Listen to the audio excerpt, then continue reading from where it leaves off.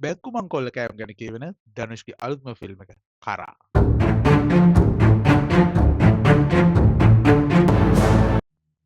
අයිබෝන් යාළුවනේ 2026 අලුතෙන්ම රිලීස් වුණු ධනුෂ්ගේ සුපිරි ෆිල්ම් එකක් වන කරා මූවී එක ගැන බලමුද? IMDb රේටිං 7ක් ගත්ත මේ මූවී එකේ ධනුෂ් පණ පොවන්නේ බැංකු මංකොල්ලකාරයෙක්ට.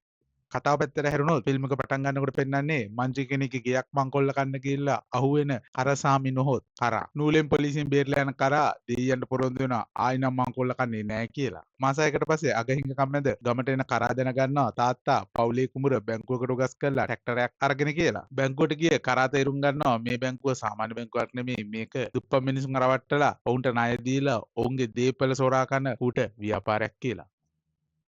කරා හිතා ගන්නවා මේ බැංකුවේ ණය මේ බැංකුවේම මංකොල්ල කාලා ගෙවනවා කියලා. මේ සඳහා කරා බැංකුවේ එක් ශාඛාවක් මංකොල්ල කනවා.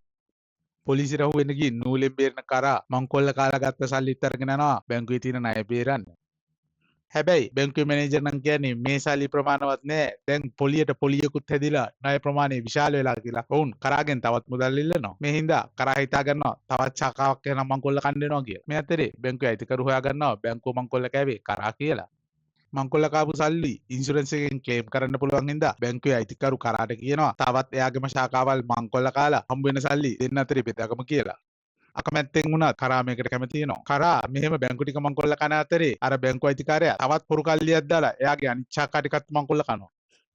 හැබැයි මේ ඔක්කොම හොරකම් ටික යන්නේ කරාගේ පිටින්. මේ කොල්ල කෑම් ගැන පරීක්ෂණ පවත්වන ඉන්ස්පෙක්ටර්ට අහම්බෙන් මෙන් අනිත් හොරකල්ලිය අහුවෙනවා. ඔවුන් කෙලින්ම පාපොච්චාරණය කරනවා උන්ට මංකොල්ල කන්න කිව්වේ බැංකුවේ අයිතිකාරයා කියලා. මේ අතරේ එදිනම කරා ශාඛා කිහිපයක්ම බැංකු මංකොල්ල කාලා ඒ හම්බ වෙන සල්ලි ඔක්කොම දුප්පත් මිනිස්සු අතරේ බෙදෙනවා ඔවුන්ගේ ණය බේරන්න කියලා.